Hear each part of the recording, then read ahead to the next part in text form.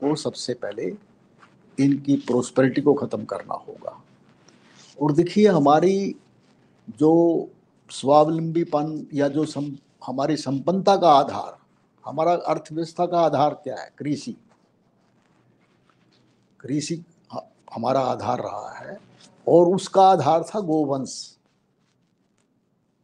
आज भी हमारा जो अर्थव्यवस्था का आधार कृषि है, लेकिन अब गोवंश की जगह हमारी रासायनिक खादें ये हमारा आधार बन चुकी है। और उसी कारण आज हम इस स्थिति में आ चुके हैं। तो आत्मनिर्भर, देखिए, जब हम स्टूडेंट्स होते थे, हमें ये जानकारी भी, हम आत्मनिर्भर होने की ज़्यादा हमें पता भी नहीं था इसके बारे में, क्योंकि हमारे देश में उस समय भी, इवन आज़ादी के समय भी बड़ी अच्छी स्थिति थी। क्योंकि स्थिति कैसे है, जैसे आप प्रथम विश्व युद्ध था जब, हमारी अर्थव्यवस्था का तो देखिए ना, इवन गुलामी में भी हमारा जो $1 था 1917 में, उसके हमें $17 मिलते थे, $17। और मतलब अमेरिका से कितने आगे थे हम गुलामी के समय में भी। और फिर जब आज़ाद हुआ देश, उस समय हमारा $1, $1 के बराबर था। उस समय भी ठीक थे हम। मुझे पहली बार आभास हुआ भाई आत्मनिर्भरता कैसी होती है, जब हमारे देश में जो है भोजन की, फूड की कमी महसूस हुई। और जब हमारे प्रधानमंत्री लाल बहादुर शास्त्री जी थे, उस समय जो हम गेहूं की कमी के कारण हमें अमेरिका से आयात करना पड़ा, तो लोगों को उन्होंने आह्वान दिया भी आप उपवास रखिए। और उसका इतना अच्छा प्रभाव हुआ भी, लोग फिर हमारा बहुत बड़ा काफ़ी उसमें बढ़ोतरी हुई। लेकिन उस समय ये पता लगा भाई हम आत्मनिर्भर भी कोई चीज़, अदरवाइज तो हमने कभी सोचा ही नहीं था। लेकिन आप उसके बाद देखिए ना, अब आज कहाँ पहुंच गए हैं आप। इतना निम्न स्तर ऐसे देश का, जो हमें योजनाबद्ध तरीके से इस देश को, पहले तो एक ही हम अंग्रेजों को दोष देते थे, आज तो हजारों कंपनियां हैं योजनाबद्ध तरीके से हमारी आत्मनिर्भरता को खत्म कर रहे हैं। और इस समय जो माहौल है कंट्री में, इसमें अब सरकार, विशेष तौर से अब आज की सरकार है, उसने हमें सोचने को मजबूर कर दिया है। लेकिन मैं ये समझता हूँ, जो मेरा अनुभव है, जब मैं भारतीय प्रशासनिक सेवा, मुझे नहीं ज्ञान था इतना, क्योंकि उस समय हम प्रशासन में ही ज़्यादा लगे रहते थे।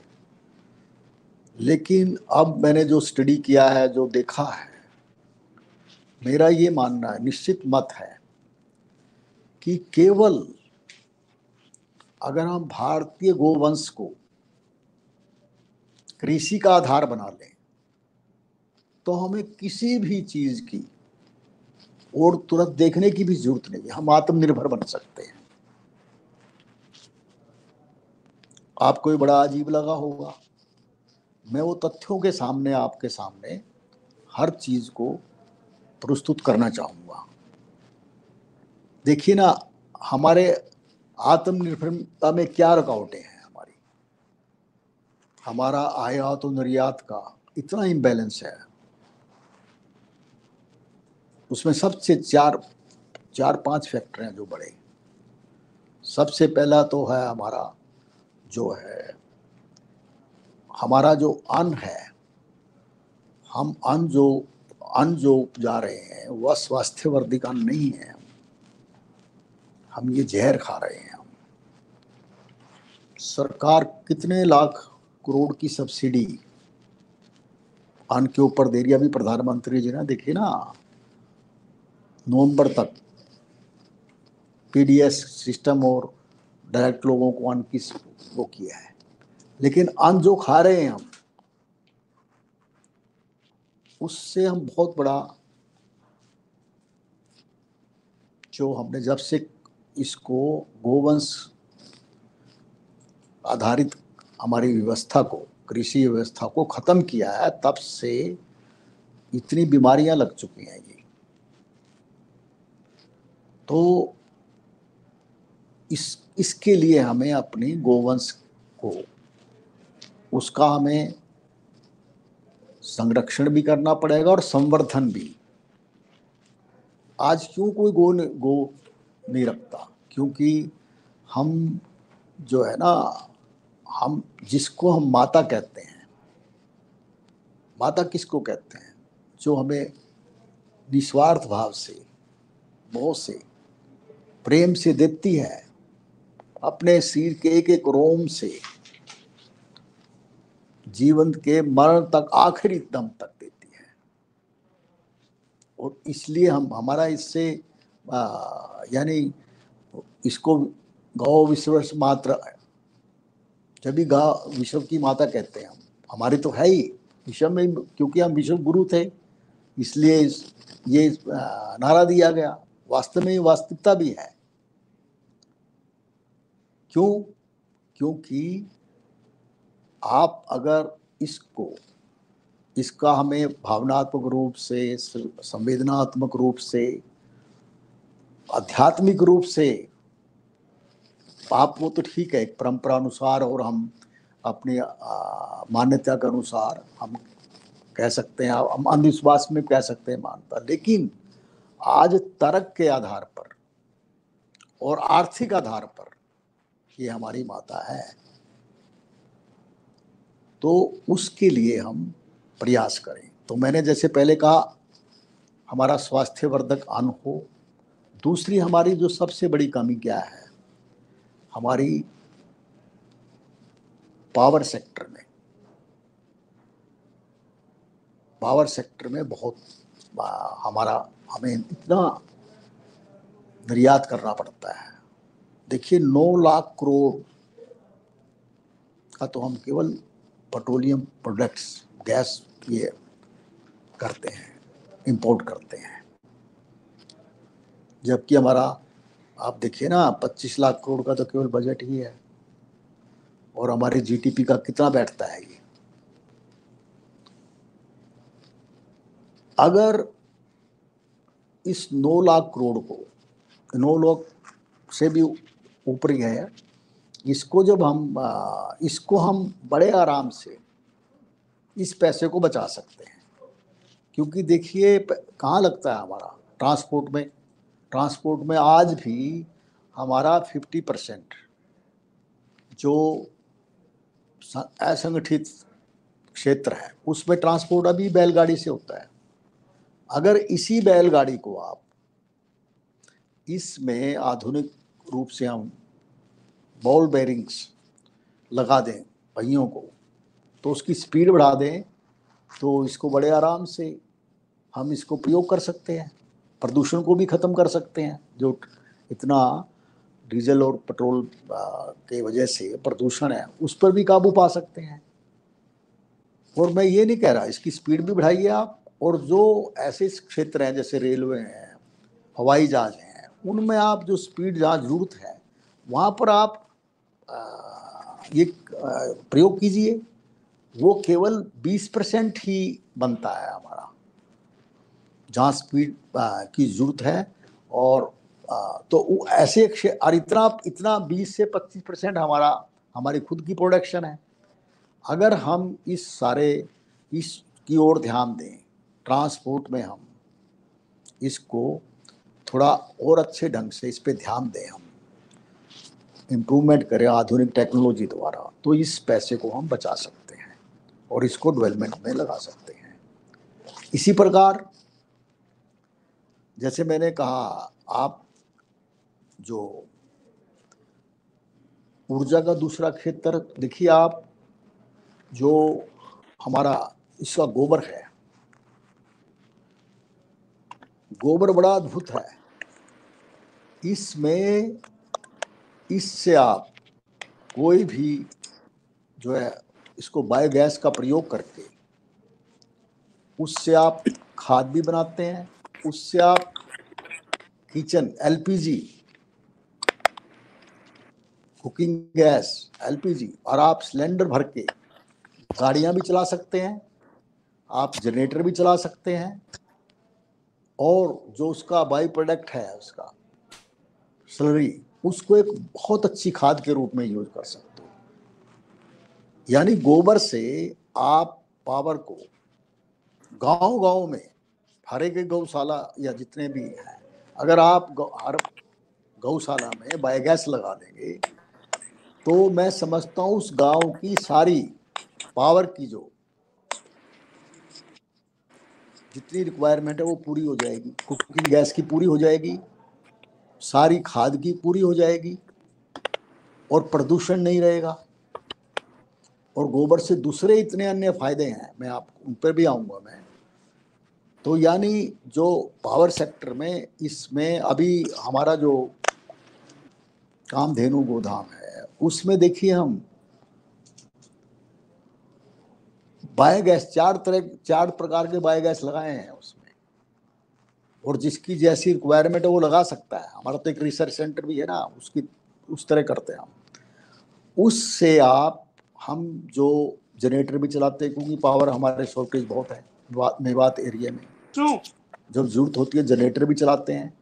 फिर उससे हम सारा जितना गौशाला का टोटल खर्चा जो है हमारा 3 सिलेंडर पर डे तो हमारे दलिया बनाने में लगते हैं गोवंश के लिए, वो सारा उससे पूरा होता है।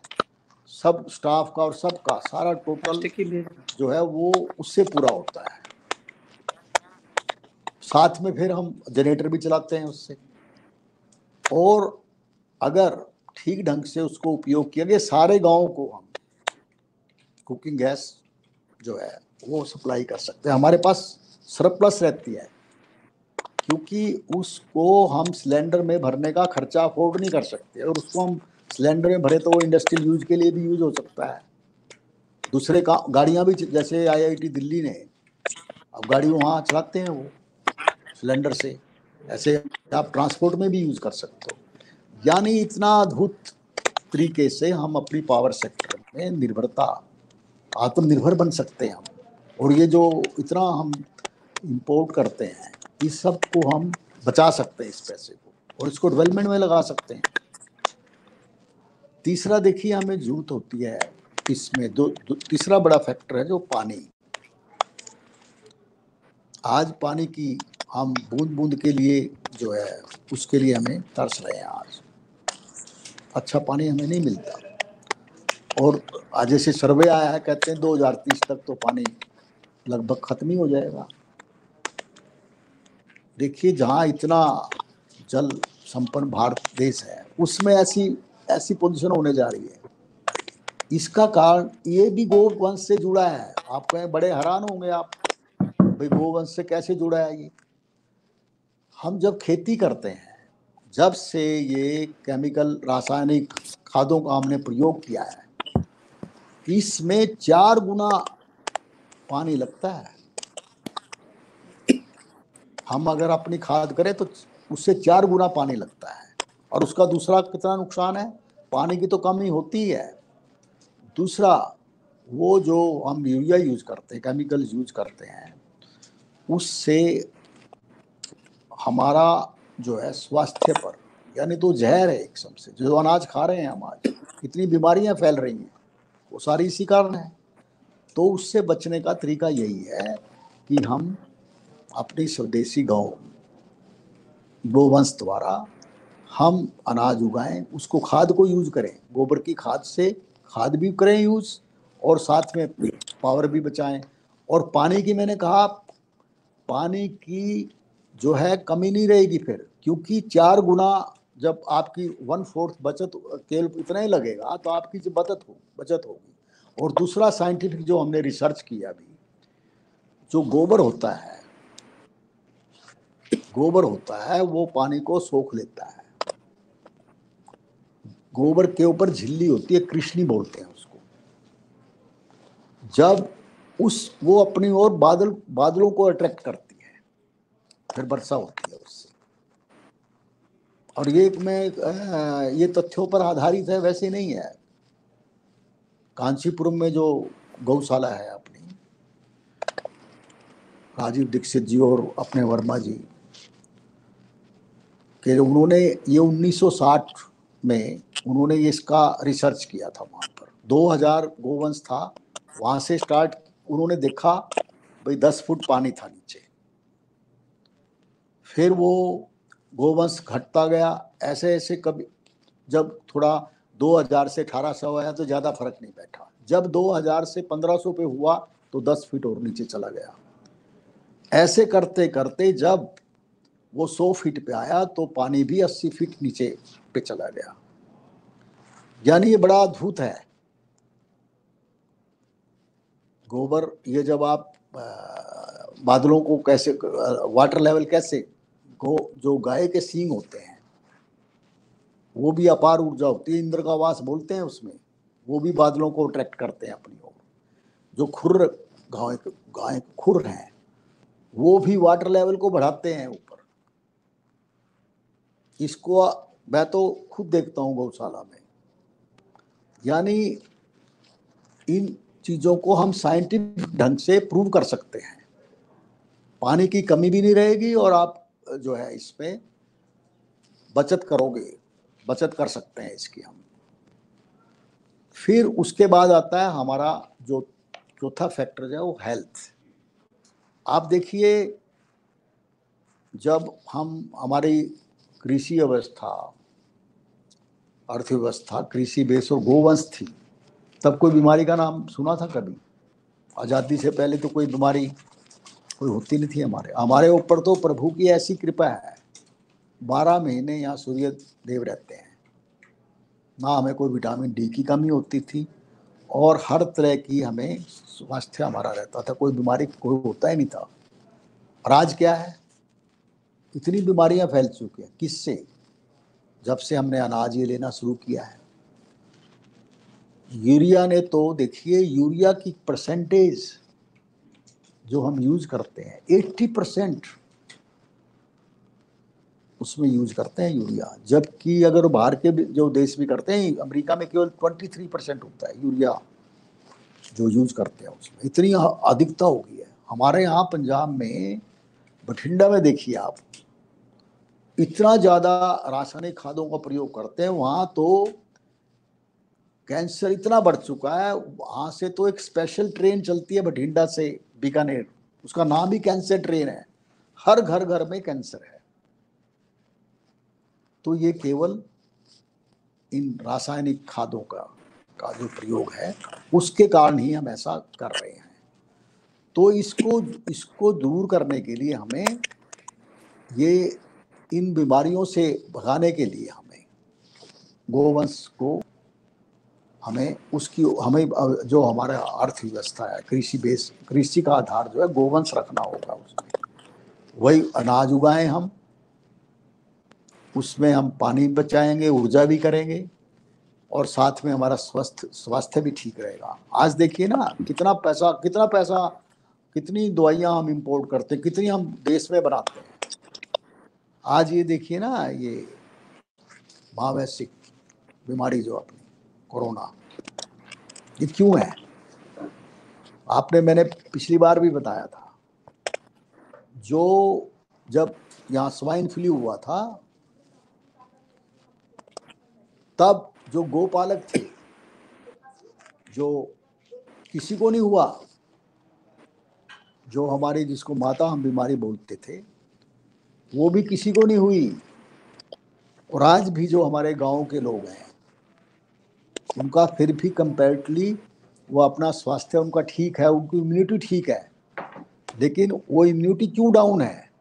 क्योंकि हमारा खान पान, आहार विहार, हमारा आचरण, ये सब कुछ चेंज हो चुका है आज। तो आप इसमें ये इनके अगर यूज करोगे इनके पदार्थों को, मैं आपको 2-3 देखिए इसमें एग्जाम्पल देता हूँ।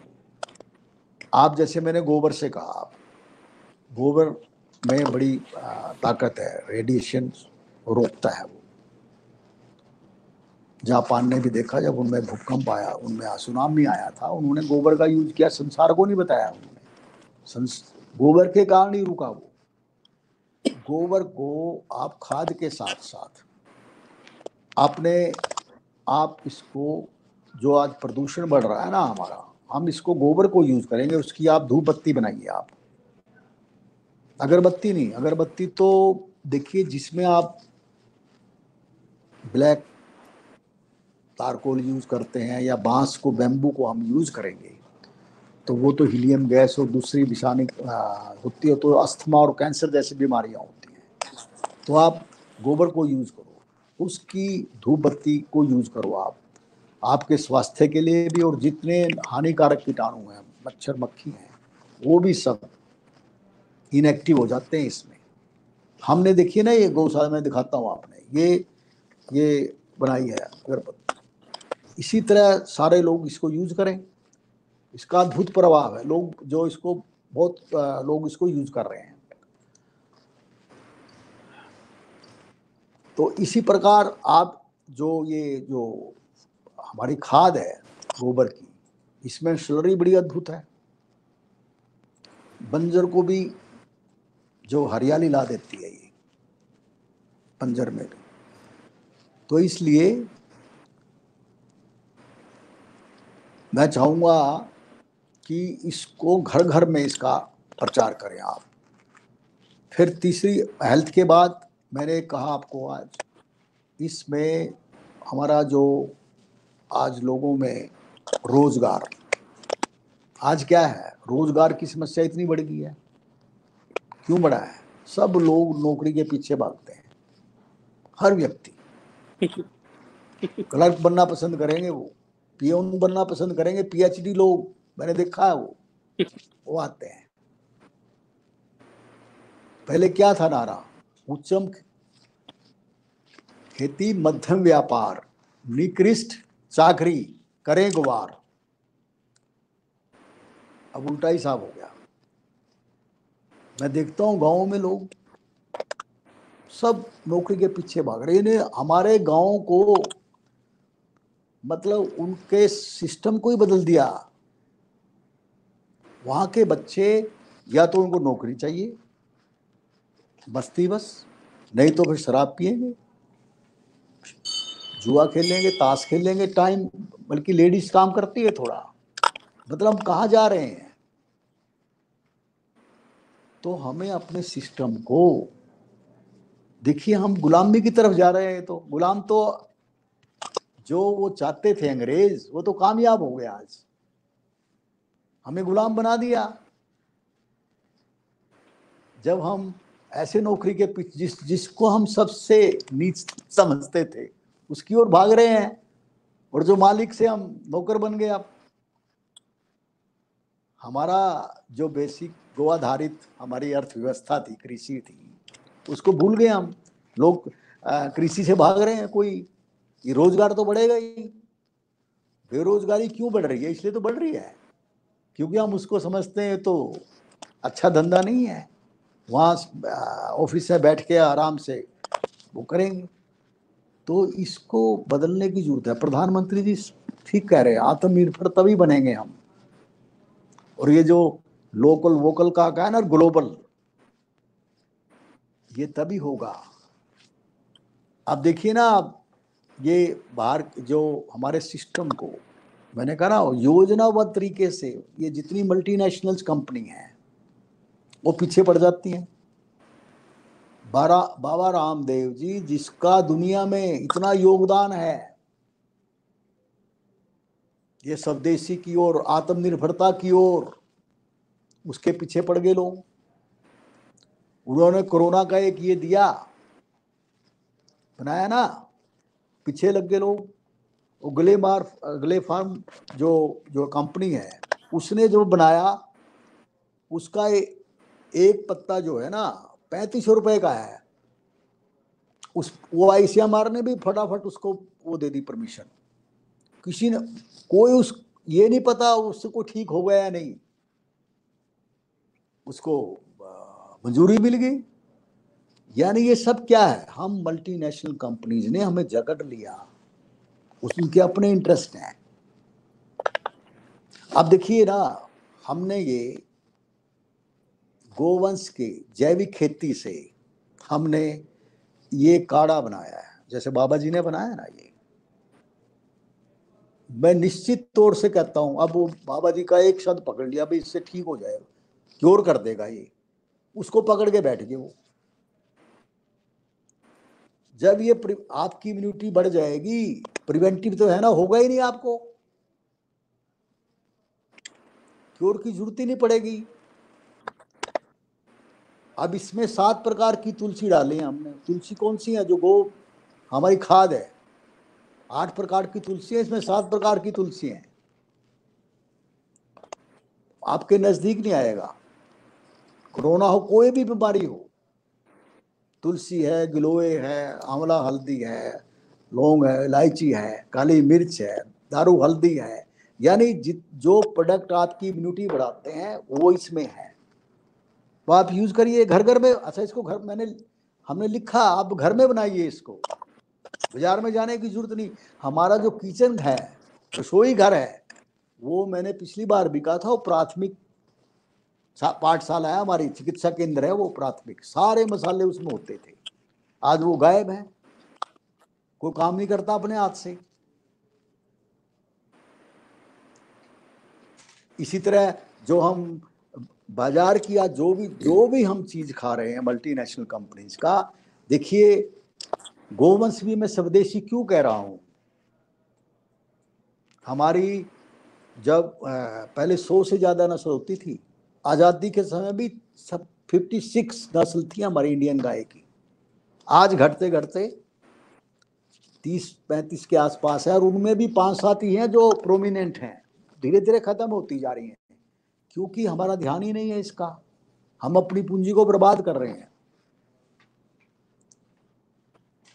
अब दूध पीते हैं हम फ्रीजियन और जर्सी गाय का, वो तो साइंटिफिकली प्रूव हो गया वो दूध तो जहर है। देखिए बाहर के लोग कितने होशियार हैं, वो ऑस्ट्रेलिया, न्यूजीलैंड, डेनमार्क, ये घर हैं, बीफ के लिए यूज करते हैं गाय को, वो काऊ बोलते हैं, गौ माता नहीं है वो। गौ माता में आपकी जान वही है, गौ माता जो हम पे, जिसके सूर्य केतु नाड़ी है, जिसमें अपार ऊर्जा आती है, उसमें सूर्य की जो आती है, उससे ही सारा ट्रांसफॉर्मेशन होता है। तो वो उस गाय को हम लोग, उसको डॉक्टर्स को भी वही एजुकेशन दी जाती है, कहते हैं बच्चों को गाय का दूध मत दो। क्यों? इसलिए कि जो जर्सी गाय का दूध है, फ्रीजियन गाय का दूध है, उससे डायबिटीज A1 हो जाती है 5 साल तक के बच्चे को। इसलिए मना करते हैं। कीथ वुड एक साइंटिस्ट हुए न्यूजीलैंड के, 1911 में उन्होंने खोज की। हमारे अब NDRA में पहले ये साइंटिस्ट नहीं मानते थे इंडिया वाले, अब इन्होंने मानना शुरू कर दिया, लेकिन धीरे से बोलते हैं। तो इसका जो है, आप आज ये कोरोना के मैं बीमारी के समय में कहता हूं, आप गाय का घी खाइए, अपनी स्वदेशी गाय का, आप कितनी इम्यूनिटी बढ़ेगी। दूध पीजिए, ये सारी इम्यूनिटी बढ़ेगी और आपके स्वास्थ्य भी वैसे भी ठीक रहेगा वो। अब देखिए मैं बताता हूं, ये घी है, ये जो घी है, इसको आप लेंगे, इतना ऊर्जावर्धक है ये, आपका स्वास्थ्य बिल्कुल ठीक हो जाएगा। इसी तरह ये तीन तरह से फैलती है ना कोरोना, जो कहते हैं, मुंह से, नाक से और आंख से। नाक के लिए नेजल ड्रॉप है, 18 से 20 जड़ी बूटियां खिलाते हैं गाय को, उससे मेडिकेटेड घी से नेजल ड्रॉप बनी है, इसको लीजिए।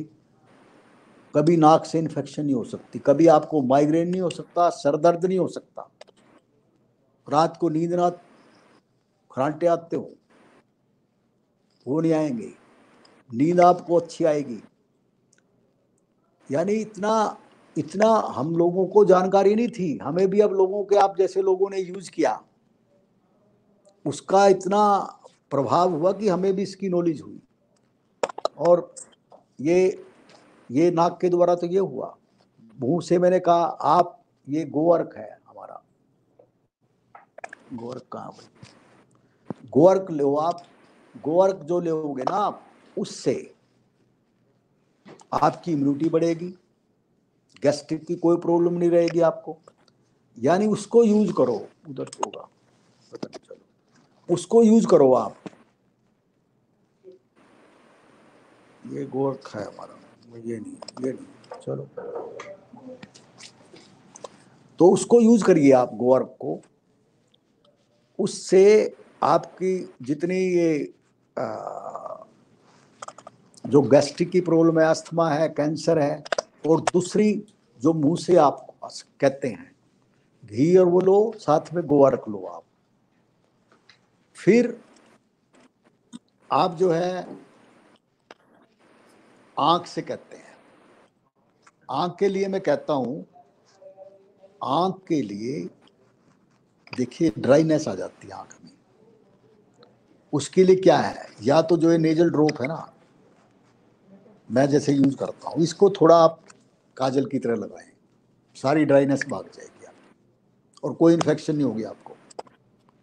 और या जैसे वो भी मैं प्रयोग करता हूं जब मुझे ड्राइनेस होती है, जो गोवर्क है उसको आप आई कप होता है ना जो, उसमें आप उसको धो ली, आंख को कर लीजिए, राइट लेफ्ट ऊपर नीचे घुमाओ उसको, अद्भुत है।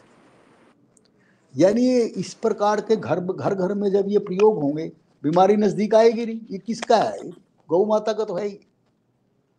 यानी जब जब तक घर घर में गाय नहीं होगी, हम ठीक नहीं होंगे और हम आत्मनिर्भर नहीं होंगे। मैं गारंटी के साथ कहता हूं, हर गाय, जैसे पहले हर घर में एक गाय होती थी, सारा परिवार उससे गुजारा कर लेता था, स्वस्थ रहता था। और एक गाय आपकी 2 एकड़ जमीन की खाद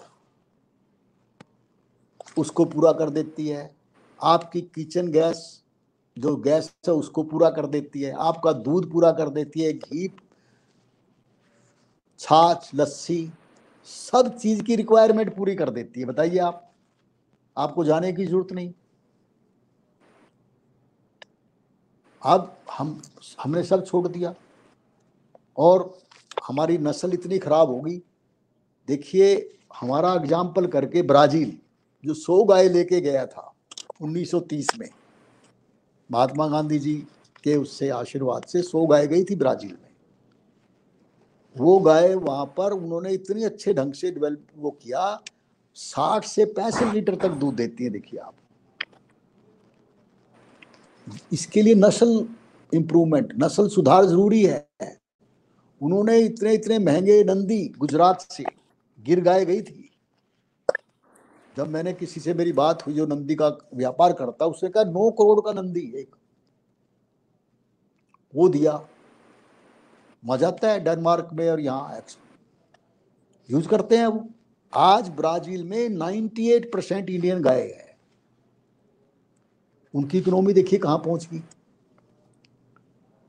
और एक बात और मैं बताऊं आपको, जो आज ये यूरोपियन कंट्रीज है, ऑस्ट्रेलिया, न्यूजीलैंड है, ये सारा का सारा अपना दूध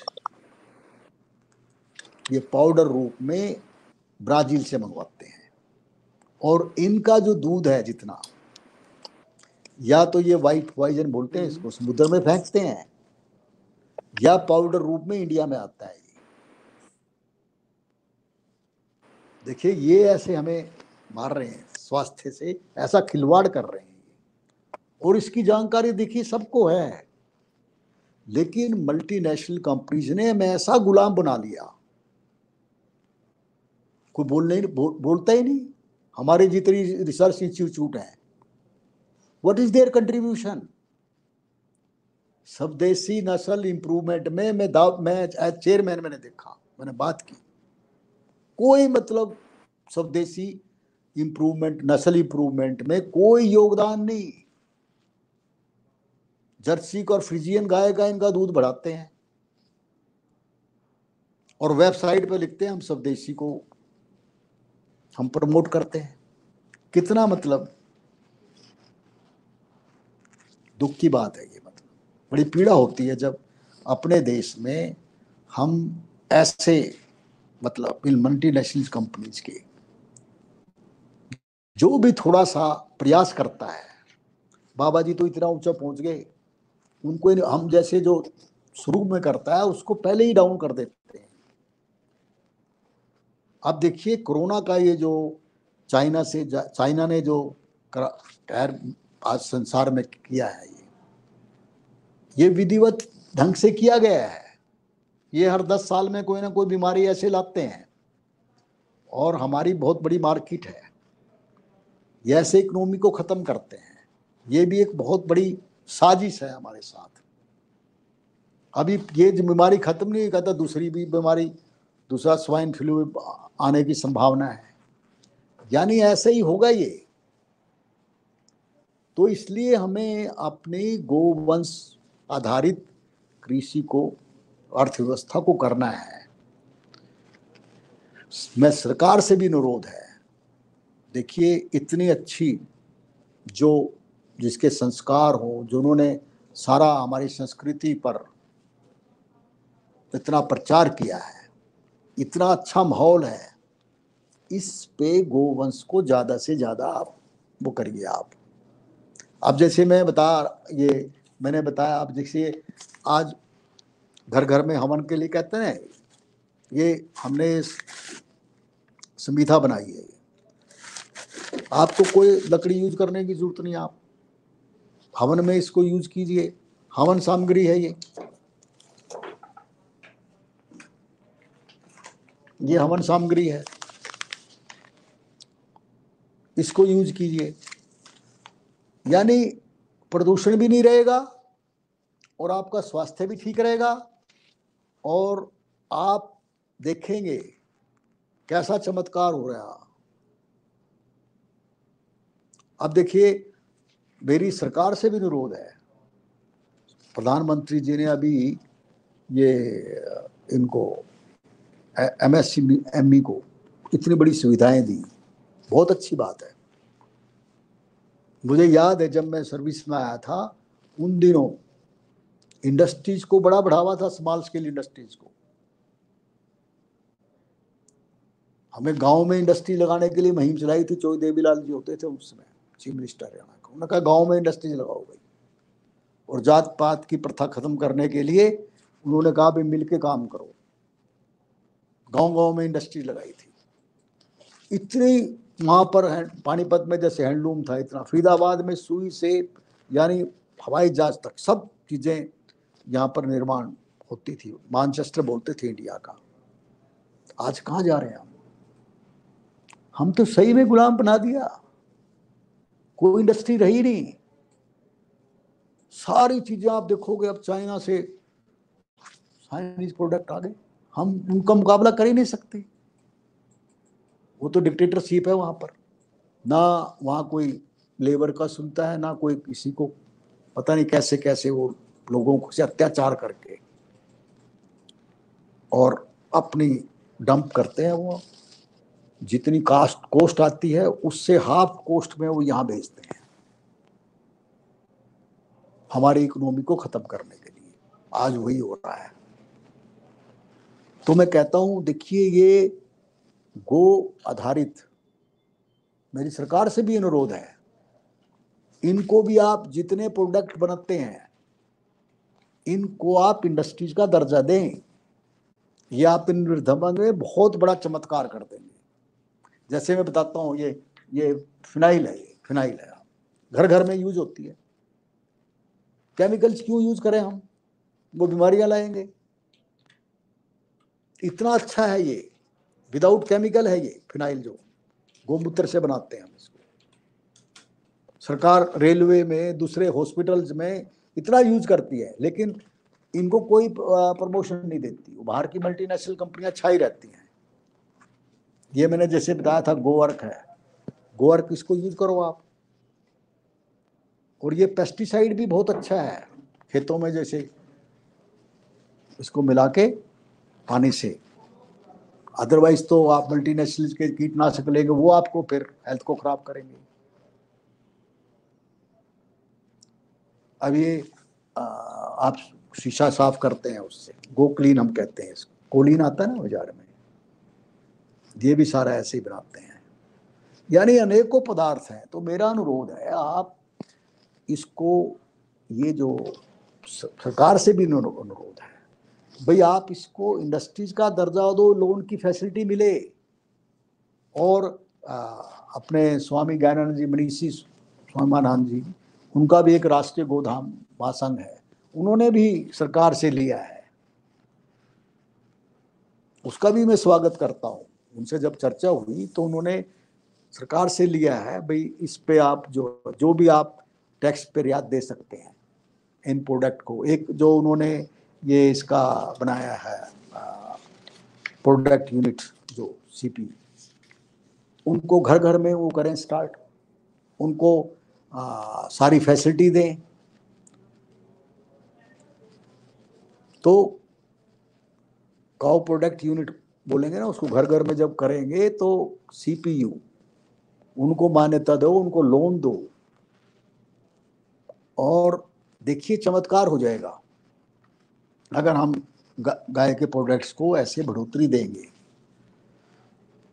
इसमें सरकार का कोई ज़्यादा खर्चा नहीं है, केवल क्या करना है, मैं जो असली बात पे आ रहा हूँ, जो लागत सरकार आज करोड़ों रुपए फर्टिलाइजर सब्सिडी में,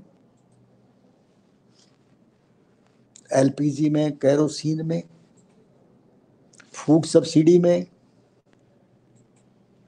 पेट्रोलियम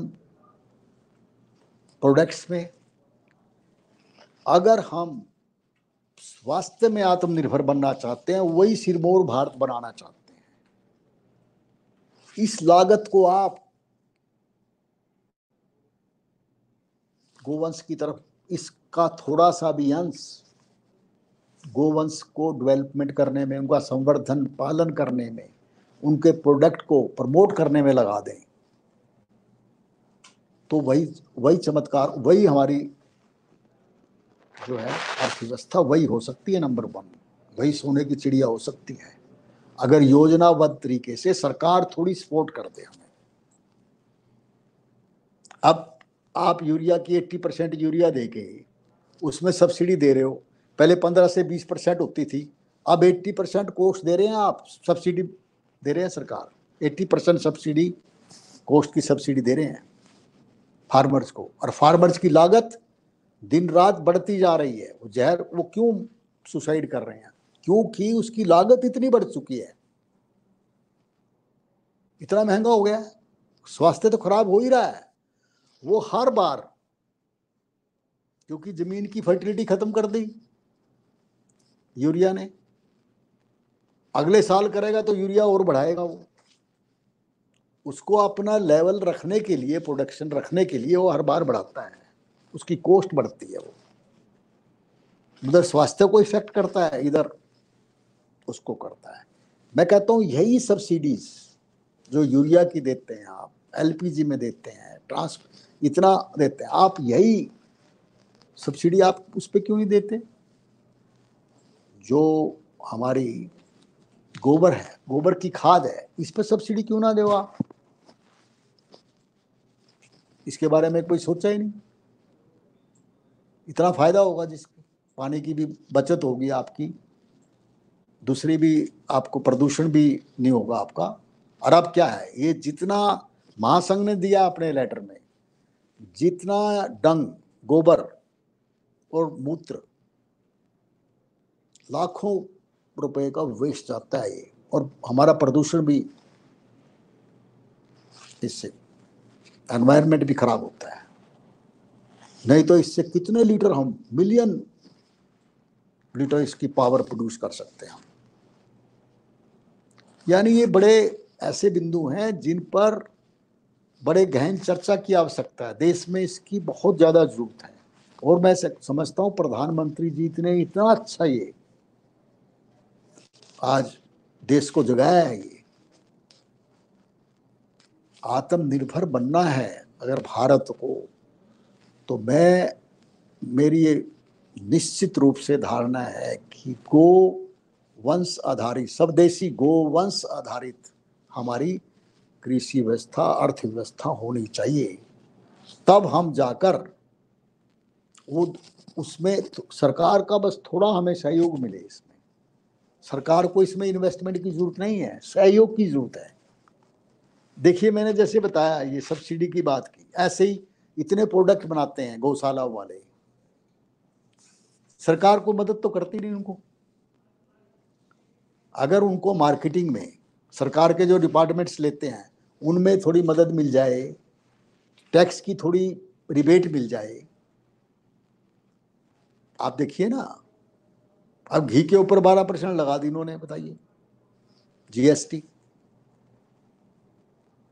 यानी हम जो एक अमृत है लोग खाएं वो, और वो दूसरों के दूसरी चीज खाएंगे उससे स्वास्थ्य खराब होगा। यानी सरकार थोड़ी मदद करे तो कोई इसमें दो राय नहीं होगी, अतिशयोक्ति नहीं होगी। अगर ये जो है हम अपनी उसको प्राप्त कर सकते हैं, तो इसलिए इसको हमें बढ़ावा देना है। घर घर में गोवंश, हमें मैं दो चीजें कहूंगा इसमें, हमने गोवंश को पालन भी करना है और संवर्धन संवर्धन बहुत जरूरी है। जब तक हम नस्ल नहीं सुधारेंगे गौ, जब तक उसकी दूध की प्रोडक्टिविटी ज्यादा नहीं होगी, लोग गाय रखेंगे नहीं। देखिए गाय का खर्चा, मैं आपकी जानकारी के लिए बताऊं, मैं अभी गौशाला हम चला रहे हैं ना, हमें पता है 300 रुपये कम से कम पड़ता है एक गाय का, एक दिन का खर्चा, अगर कोई दूध की गाय है। वैसे 150 से 200 रुपये पड़ता है खर्च। सरकार इसमें कोई मदद नहीं करती। और आज समस्या जो सामने आ रही है ना, ये जो हमारे बेसहारा गोवंश है, ये भी हमारा बहुत बड़ा रोल प्ले कर सकते हैं अगर इनका गोबर और मूत्र यूज करें हम। आर्थिक रूप से तो करते ही नहीं हम यूज। मुझे कहने में मुझे बड़ी खुशी होती है मुझे इस बात की, जब Yogi Adityanath ji UP chief minister को जब हमने मिले, तो बहुत बड़े गौ सेवक हैं, as chairman animal welfare board, जब हमने उनके सामने ये समस्या रखी, भाई आप इस पर, क्योंकि प्रेस वालों ने हमें कहा जी वहाँ योगी जी ने जब से इलीगल स्लाटर हाउस बंद किए हैं तब से तो वो वैसे तो बहुत अच्छा काम कर दिया, लेकिन वो सभी गाय सड़कों पे आ गई। तो मैंने उनसे यही प्रश्न किया, तो मुझे इस बात की खुशी है, वो पहले देश के मुख्यमंत्री हैं कंट्री में जिन्होंने उस बात का संज्ञान लिया। और आज जितना बेसहारा गोवंश है, उन्होंने हम सेस लगाकर स्पेशल उनको सब फैसिलिटी, उनको सरकार अपने लेवल पे उनके लिए अलग से शेल्टर बना रही है, शेल्टर हाउस बना रही है, गौशालाएं जो रख रही है उनको मदद दे रही है। और उनसे मैं ये भी अनुरोध किया था जी इनको आर्थिक रूप से भी आप वो करो, अदरवाइज कब तक सरकार करेगी ऐसा? कोई भी सरकार क्या, कोई नहीं चला सकता। जब तक आप इसको आर्थिक रूप से प्रयोग नहीं करोगे तब तक ये कटेंगी। कितने कानून बना लें आप, आर्थिक रूप से करिए आप, उसका मूत्र और गोबर यूज की, खाद यूज कीजिए आप, फिर देखिए आप गाय, आपको कोई नहीं काटेगा गाय, वही माता का उसको आभास होगा हर व्यक्ति को। और जैसे कहते हैं ना जी ये मीट एक्सपोर्ट, मैं इस बारे में भी क्लियर कर दूं, पार्लियामेंट्री स्टैंडिंग कमेटी के सामने भी मैंने इसके बारे में एक प्रेजेंटेशन दिया था। जो एक्सपोर्ट है, जो इंटरनेशनल स्टैंडर्ड जो मीट का है, वो वही पास होता है जो हेल्दी यंग एनिमल हो। इसमें मोस्टली जो मीट है, यहाँ तो कह दिया जाता है भाई ये तो ओल्ड हो गया, ऐसा है, किसी काम का नहीं है, लेकिन ऐसा नहीं है। जब इतना पास हो रहा तो ऐसे कटते हैं। क्यों कटती हैं? ज्यादा, सबसे ज्यादा बछड़े कटते हैं आज मेल का। क्यों? क्योंकि उनका प्रयोग नहीं ले रहे। ना हम अच्छे नंदी बना रहे हैं, ना हम अच्छे बैल बना रहे हैं, क्योंकि बैलगाड़ियां बंद कर दी। प्रदूषण इतना फैला रहे हैं। अब बाइक पे जहां देखो, गांव गांव में, गली गली में, अब सब, पहले बैलगाड़ी से करते थे हम। यानी इसको हमने बिल्कुल उसी पर आना पड़ेगा, लेटेस्ट टेक्नोलॉजी के साथ। लेकिन तभी जाकर हम आत्मनिर्भरता की ओर बढ़ सकते हैं। तो मैं क्योंकि कुछ साथी हमारे इसमें जो है, बस ये बात जरूर कहूँगा, जितनी लागत सरकार लगाती है आज सब्सिडी पे, फूड सब्सिडी पे, और ये सब, इसको आप बचा सकते हैं सारा। धीरे धीरे इस ओर आप आइए और थोड़ा सा इनको प्रोत्साहन दीजिए। गोवंश को घर में लोग रखेंगे और उसका पालन भी करेंगे, उसका फल भी मिलेगा और स्वास्थ्य भी ठीक रहेगा, और आपकी संपन्नता वही, प्रोस्पेरिटी वही आएगी। रोजगार नहीं रहेगा, बेरोजगार नहीं रहेगी। जो आज नौकरी के पीछे भाग रहे हैं ना, आप देखिए ना, ये माइग्रेंट लेबर की अब कोरोना में कितनी बड़ी समस्या होगी। पहले तो माननीय प्रधानमंत्री जी ने उनका अरेंजमेंट किया जाने के लिए विशेष, जब लोगों ने शोर मचाया। अब यहाँ कोई लेबर नहीं मिल रही, इंडस्ट्रीज को सारा काम ठप पड़ा है। कैसे हमारी इकोनॉमी, हम इतने गुलाम बन गए। आज गांव में कोई अपने हाथ से काम नहीं करता। वहां की जब लेबर आएगी तभी काम होगा। कितनी मतलब आश्चर्यजनक और पीड़ा देने वाली बात है। तो इसलिए हमें थोड़ा सा इस पर गहन चिंतन भी करना है, और इस ओर अपने आप को इसके लिए तैयार करना है। भाई हम गो, जो हमारी स्वदेशी गो, फिर मैं कहूँगा स्वदेशी, इंडियन, इंडिजिनियस काऊ, दूसरी काऊ नहीं, वो काऊ है, वो माता नहीं है। उसको आप प्रयोग कीजिए, उसका प्रयोग करके आत्मनिर्भरता की ओर बढ़िए। धन्यवाद। मैं दूसरे साथियों को मैं उम्मीद करूंगा उनको जोड़े जो इसमें। संजीव ठाकुर जी आ रहे हैं मेरे ख्याल में। बहुत बहुत धन्यवाद। मुझे हमेशा लगता है कि इनके पास ज्ञान का बड़ा सागर है कि सुनते हुए बिल्कुल ऐसा लगता है कि कुछ और छोड़। जिस तरह से इन्होंने हमें आज बताया कि हमारे रसोई घर में भी जहर हो चुका है, हमारे खेतों में जहर है, और इसका जो निदान है वो हमारी गौशाला और हमारी जो गाय माता है उसके द्वारा हो सकता है। हमें बहुत सी ऐसी जानकारी मिली जो वास्तव में भारत को आत्मनिर्भर बनाने के लिए बहुत ही उपयोगी साबित होगी। और इसी बीच हमारा सौभाग्य है कि हमारे साथ जुड़ गए हैं प्रसिद्ध कथावाचक, गौशाला संचालक, जिनको आपने दूरदर्शन पर भी देखा होगा, विभिन्न चैनल के माध्यम से सुना होगा, और देश विदेश में हमने इनको बहुत कुछ सीखा है। संजीव ठाकुर जी, क्या आप हमें सुन पा रहे हैं?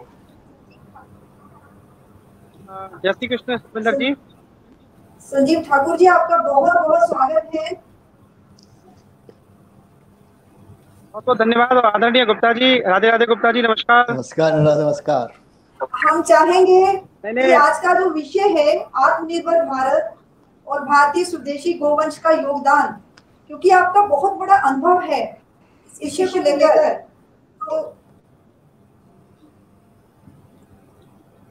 मैं थोड़ी देर पहले आदरणीय गुप्ता साहब को सुन रहा था और बीच में कुछ इंटरनेट कनेक्शन की प्रॉब्लम की वजह से मैं उस पूरे प्रसंग से बाहर हो गया था। दोबारा मैं ज्वाइन हो पाया हूँ। और आपका बड़ा प्रेरक उद्बोधन था कि हमारी जीडीपी का एक बहुत बड़ा हिस्सा हमारी सरकार भारत से, चाहे हम पेट्रोलियम क्षेत्र की बात करें, चाहे हम पेस्टिसाइड और फर्टिलाइजर की बात करें, इसके ऊपर एक बहुत बड़ा इन्वेस्टमेंट हमारी भारत सरकार करती है। निश्चित रूप से सरकार इस तरफ ध्यान दे। हमारी स्वयंसेवी संस्थाएं अथवा गौशाला चलाने वाले जो लोग हैं, वो अपने अनुभव, अपने सीमित संसाधनों के बल पर ये प्रयोग, ये अनुसंधान करने में लगे हैं और बहुत सारे अनुसंधान हमारे सफल भी हुए हैं। मेरा मानना है कि प्राचीन काल में भी हमारी भारत भूमि संपूर्ण विश्व को दिशा दी थी। आज के समय में भी गौ माता को केंद्र में रखते हुए गौ आधारित चाहे कृषि हो, चाहे गौ आधारित ग्रामीण स्वावलंबन हो, चाहे हम गौ आधारित चिकित्सा की बात करें, गौ माता को केंद्र में रख के हम न केवल भारत को समृद्ध बना सकते हैं, अपितु संपूर्ण विश्व को एक उत्तम स्वास्थ्य का हम उपहार भी दे सकते हैं।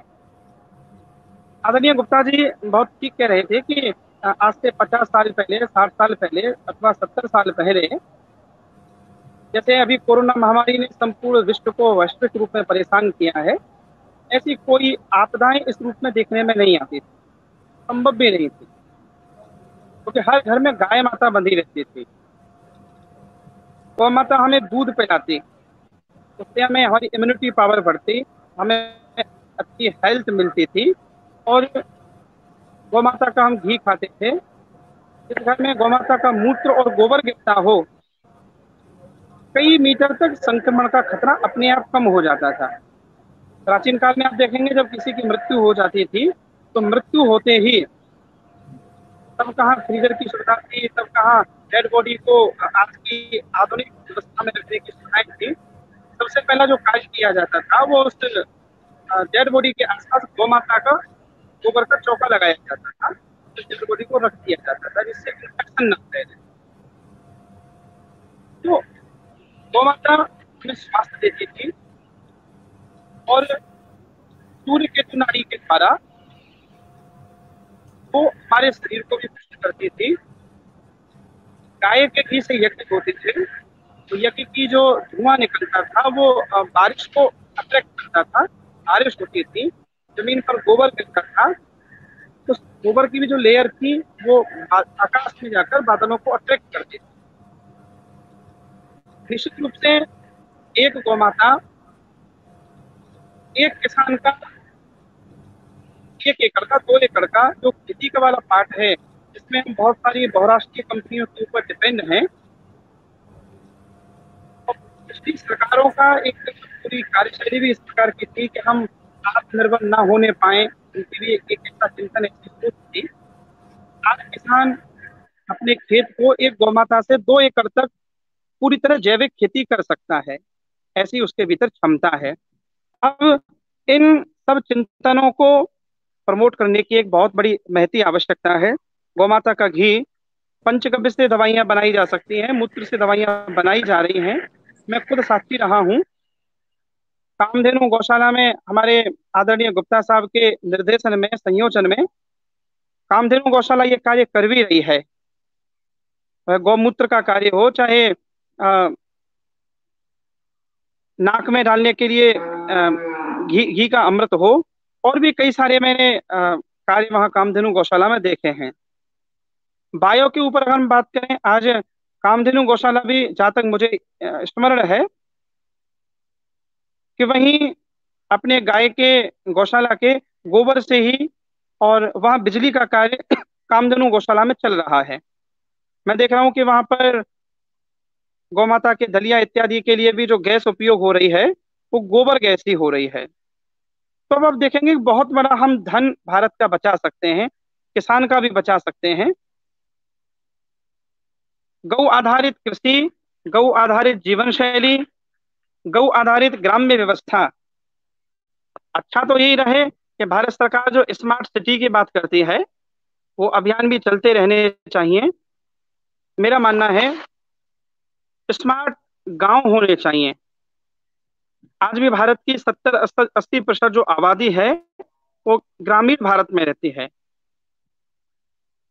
स्मार्ट विलेज बनाए जाएं, और स्मार्ट विलेज की भी परिकल्पना तभी पूरी तरह सफल और सार्थक हो पाएगी जब गौमाता को केंद्र में रखा जाए। तो गौमाता निर्बल नहीं है, गौमाता कोई अबला नहीं है। सत्यता तो यह है, हमारी अज्ञानता के कारण, हमारी अल्पज्ञता और मूर्खता के कारण, अनुसंधान के क्षेत्र में अभाव होने के कारण ऐसी मान्यताएं हम सब की बन चुकी हैं कि गौ माता अबला है। वो अबला नहीं है, गौ माता सबला है। हमारे योग ऋषि पूज्य स्वामी रामदेव जी महाराज, स्वर्गीय श्री राजीव दीक्षित जी, उनका पूरा यही अभियान रहा।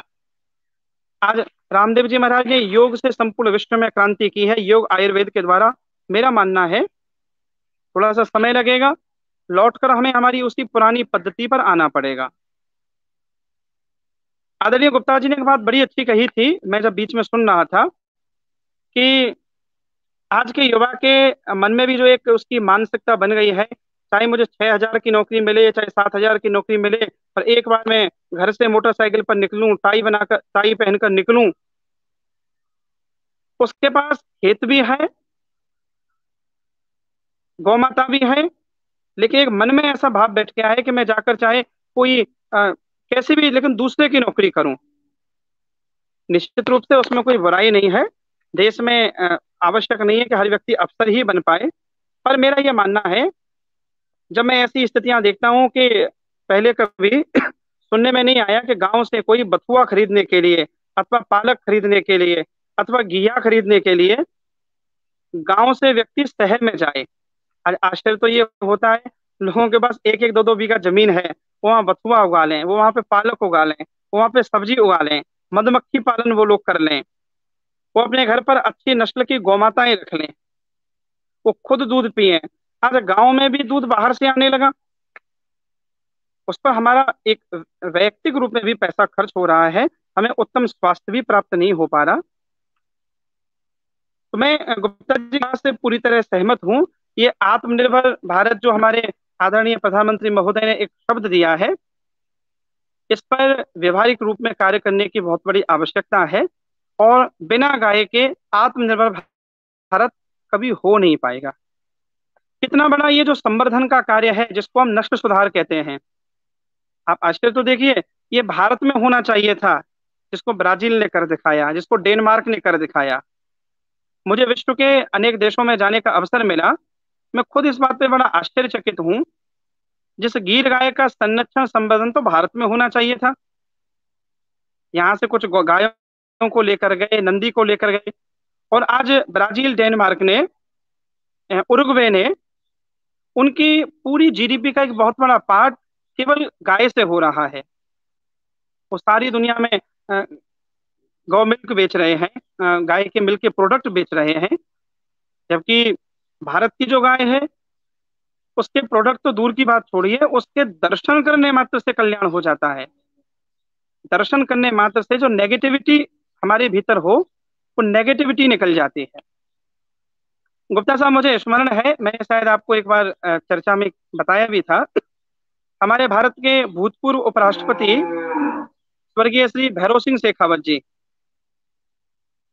एक बार उनका कथा में कहीं आना हुआ था, तो उन्होंने मुझे बताया था कि ठाकुर जी, उनको ऐसी बीमारी लगी कि पूरा शरीर उनका कंपन करने लगा, चलने में दिक्कत हो गई। तो आप कहेंगे किसी वैद्य के पास वो गए राजस्थान में, बहुत इलाज कराने के बाद भी जब स्वास्थ्य लाभ नहीं हुआ, तब किसी वैद्य ने उनको कहा कि भारतीय देसी नस्ल की जो गौ माता है और उसका जो कुब्ब निकला हुआ है, वहां जाकर प्रतिदिन 10 मिनट 15 मिनट आपकी उस गर्दन के ऊपर सहलाएं, गौ माता की कमर पर हाथ फेरें। और खुद आदरणीय शेखावत साहब ने बताया कि 40 दिन के प्रयोग के बाद उनकी वह बीमारी पूरी तरह ठीक हो गई।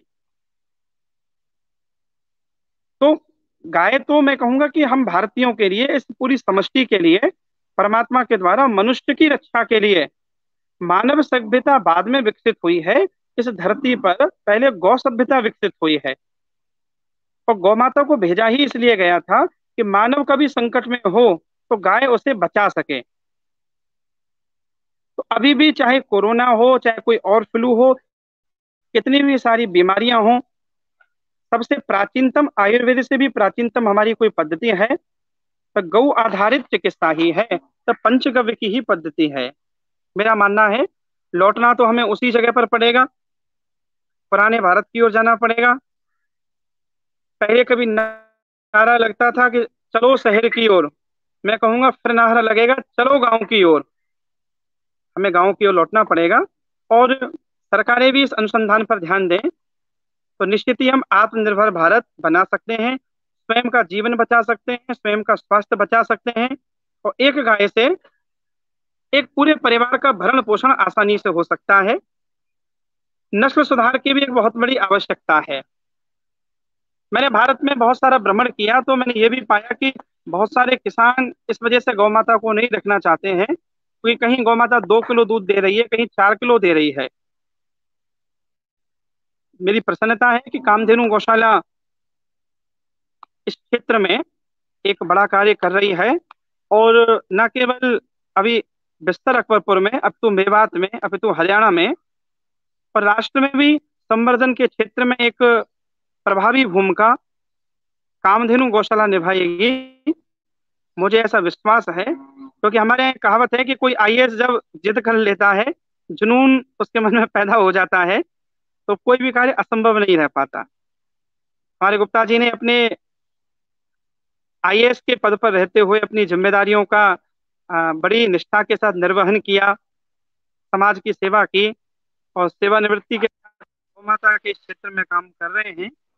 मेरा पूरा विश्वास है इस क्षेत्र में भी आप एक बड़ी प्रभावी भूमिका निभाएंगे, और आत्मनिर्भर भारत में गौ माता की कितनी बड़ी वैश्विक भूमिका है इसे पुनः संपूर्ण विश्व के सामने आप ला पाएंगे, ऐसा मेरा विश्वास है।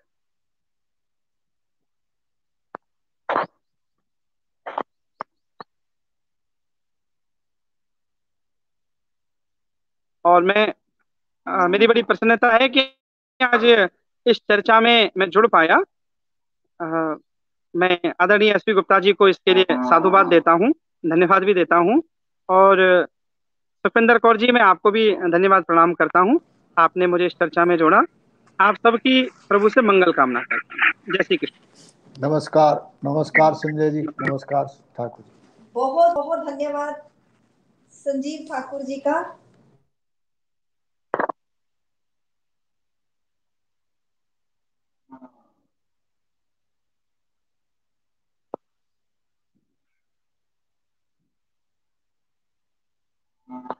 है और गाय से हमें रोजगार के अवसर, गाय हमें रोजगार देती है, गाय हमें स्वास्थ्य देती है, गाय हमें उपयोगी पदार्थ देती है। तो हम आत्मनिर्भर भारत में गाय का क्या योगदान है ये तो आपकी चर्चा से सब विदित है। केवल हमें इस तरफ थोड़ा सा फोकस करने की जरूरत है। बहुत सारे लोग हमारे साथ जुड़ना चाह रहे हैं। कृष्ण ठाकुर जी आपका एक बार फिर से धन्यवाद। धन्यवाद, जय श्री कृष्ण, प्रणाम। कुछ तकनीकी कारणों से अभी कुछ लोग हमारे साथ जुड़ नहीं पा रहे हैं, तो हम इंतजार कर रहे हैं अगर वो जुड़ सके हमारे साथ। रमेश कांडपाल जी, वो मैसेज बॉक्स में मुझे उनका मैसेज प्राप्त हुआ है, जो वरिष्ठ प्रेषक हैं, प्राध्यापक हैं अखिल भारतीय अणुव्रत न्यास के। अगर वो जुड़ पाए तो भी आपके साथ, आपके सामने आएंगे। कमल तावड़ी जी, अगर आप सुन पा रहे हो तो कृपया लिंक से कनेक्ट करने का प्रयत्न करें। शशि दीदी जी जो अध्यक्षा हैं कामधेनु गोधाम एवं आरोग्य संस्थान की, अगर लिंक से जुड़ पाए तो हम प्रतीक्षा कर रहे हैं।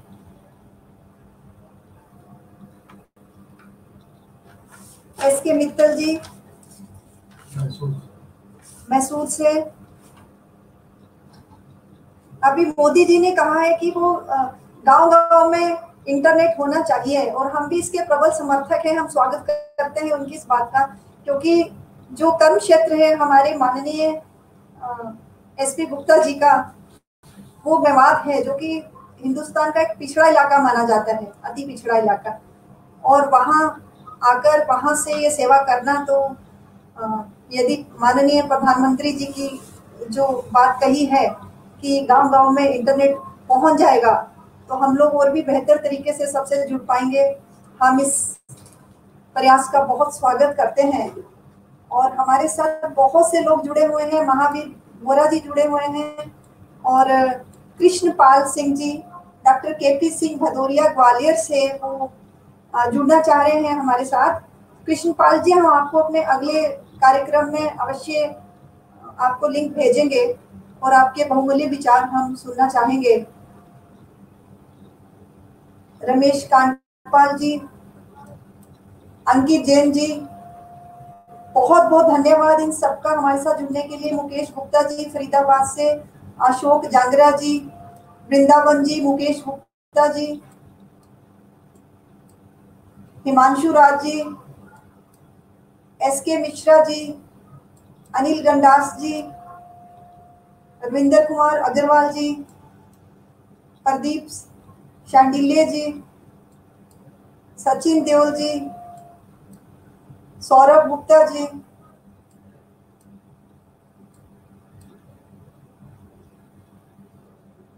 बहुत बहुत धन्यवाद। और इसके साथ ही हमारा आज का जो लाइव कार्यक्रम है हम इसको समाप्त करेंगे और मिलेंगे आपसे फिर अगली बार। हमारे पास बहुत सारे प्रश्न भी आ रहे हैं कि आत्मनिर्भर भारत में जो गाय का योगदान है उसमें हम लोग कैसे पार्टिसिपेट कर सकते हैं, और बहुत से लोग प्रोडक्ट्स जो यूज कर रहे हैं वो उसकी भी तारीफ कर रहे हैं, उनका भी बहुत बहुत धन्यवाद। और हम आगे इसको और विस्तार से पंचगव्य का क्या महत्व है और इसको हम व्यवहारिक रूप से कैसे इस बेरोजगारी को दूर करने के लिए हम जो गौ माता है उसका क्या योगदान हो सकता है, जैसा कि हमने आज आत्मनिर्भर की बात कही है, इसको और विस्तार से अपने आने वाले कार्यक्रम में रखेंगे। और इसके लिए आप लोग जुड़े रहिए हमारे साथ अगले हफ्ते इसी समय। आप लोग का बहुत बहुत धन्यवाद। Thank you.